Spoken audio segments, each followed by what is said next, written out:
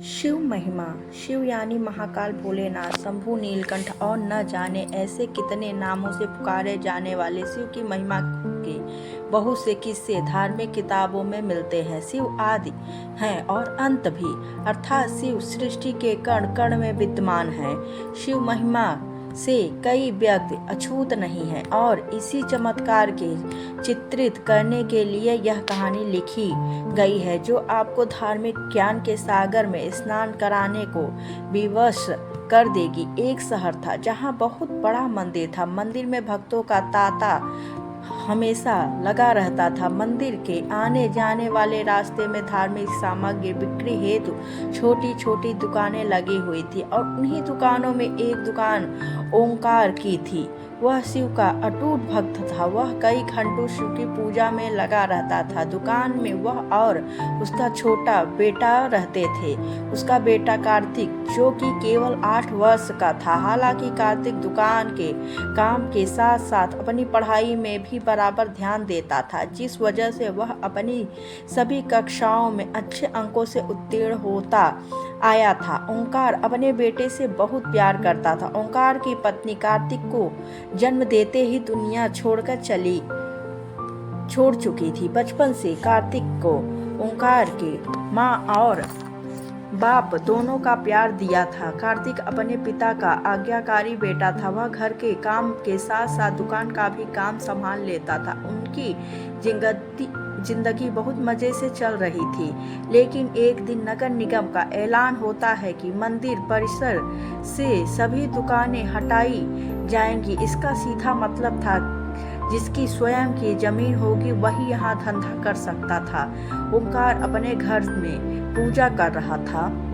जैसे ही उसे यह बात का पता चलती है, उसके पैरों तले जमीन खिसक जाती है, क्योंकि मंदिर परिसर की वह दुकान उसकी रोजी रोटी थी और उस दुकान के अलावा उसके पास आमदनी का कोई और जरिया नहीं था। वह तुरंत भगवान शिव के सामने बेसुध होकर लेट जाता है। ओंकार की आंखों से आंसू आ जाते हैं और वह शिव भगवान से कहता है, क्यों दे रहे हो मुझे इतनी तकलीफ? प्रभु, क्या मैंने कोई पाप किए थे? कुछ देर बाद ओंकार शिव भगवान के सामने हाथ जोड़कर खड़ा होता है और अपने दुकान की तरफ भागता है। सभी दुकानदारों को दुकान के सामान खाली करने के लिए 1 दिन का समय दिया जाता है, जिसके लिए लाउड स्पीकर से लगातार सारे मंदिर परिसर में सरकारी ऐलान होता है। I don't ever slow up, no I don't take shit. I got no love for the fakeness. If you wanna play tough and wanna hate this,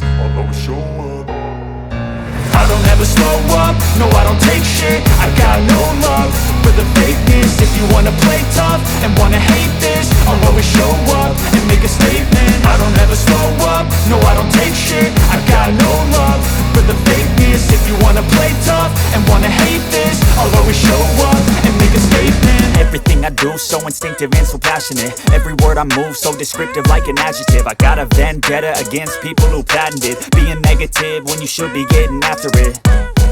I got facts over tracks, this and that. Spitting slow, spitting fast. I could roast, I could gas. Think I'm okay at last, but I don't know if that can erase all the past. And the pettiness, a reflection of the emptiness. Hilarious, you think you're worth my time, you're delirious. Mysterious, because you hide behind a fake exterior. Inferior, you know I'll always be a bit superior. Get off of me, this ain't no humble brag. I want you to hear words, you can say them back. I want you to feel free from the chains at last, and to believe in what you got, it was built to last, yeah.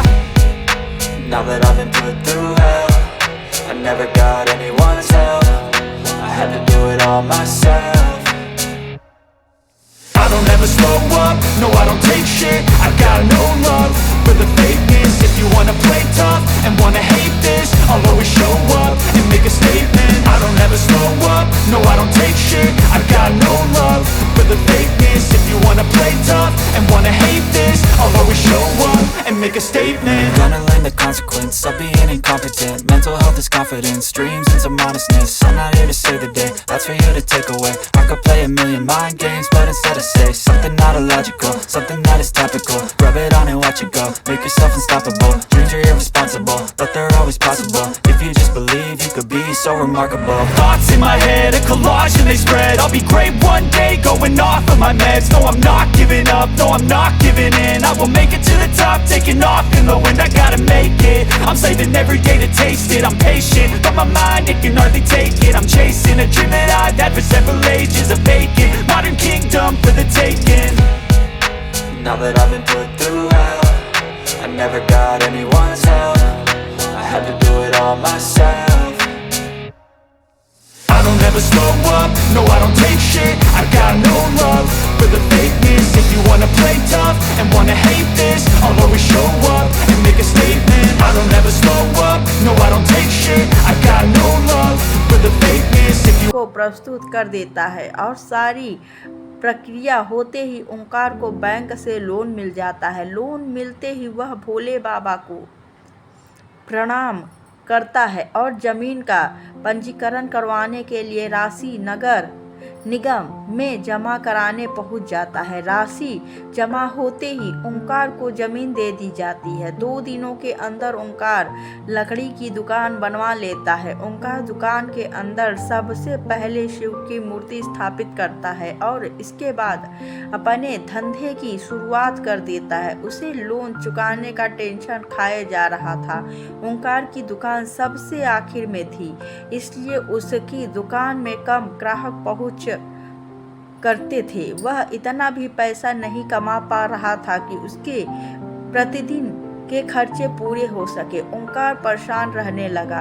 एक दिन उसकी दुकान में वही व्यक्ति फिर से आते हैं जिन्होंने बैंक में उसे लोन की गारंटी दी थी। उन्हें देखते ही ओंकार अपनी दुकान में बैठने को कहते हैं और जल्दी से उसके लिए चाय नाश्ते का इंतज़ाम करता है। और जैसे ही वह व्यक्ति ओंकार से उसकी दुकान के हाल चाल पूछते हैं तो वह अपना दुखड़ा रोने लगता है। वह व्यक्ति शिव की मूर्ति को नीचे रखे देख ओंकार से कहते हैं, तुम्हारे शिव भगवान को ऐसे क्यों स्थापित किया है? उनके लिए छोटा सा मंदिर बनवा लो, तुम्हारा कल्याण हो जाएगा। और इतना कहकर वह वहाँ से चले जाते हैं। ओंकार उस व्यक्ति के जाते ही अपने काम में लग जाता है। 1-2 महीने के अंदर ओंकार की हालत बदतर होने लगती। वह कर्ज में डूबता जा रहा था, लेकिन इसके बावजूद वह शिव की पूजा में उतना ही समय देता था जितना हमेशा से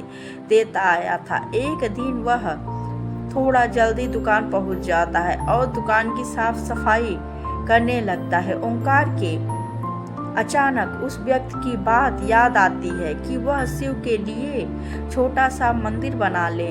तभी ओंकार कुछ मजदूरों को बुलाकर दुकान के कोने में छोटा सा मंदिर बनवाने के लिए गड्ढा खुदवाने लगता है, लेकिन बहुत प्रयास करने के बाद भी उस जगह पर गड्ढा नहीं हो रहा होता। और जब मिट्टी हटाकर मजदूर देखते हैं तो वह दंग रह जाते हैं। उन्हें एक विशाल शिवलिंग का ऊपरी हिस्सा दिखाई दे रहा होता है और जैसे ही वह किनारे किनारे मिट्टी हटाते हुए गहराई तक जाते हैं तो सभी के पसीने छूट जाते हैं, क्योंकि यह कोई साधारण शिवलिंग नहीं था।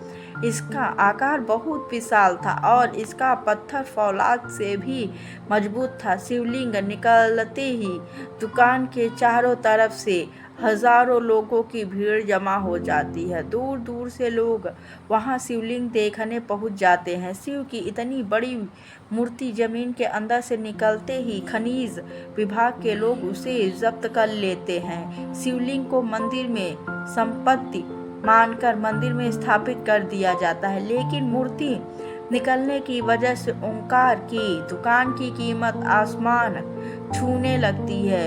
सभी ग्राहक उसके दुकान के सामान लेने के लिए लाइन लगाने लगते हैं। दरअसल लोग उस जमीन को शिव जन्मभूमि का अंश समझने लगे थे। शिव महिमा ने ओंकार का जीवन बदल दिया और इसी के साथ यह कहानी समाप्त हुई। जय भोलेनाथ।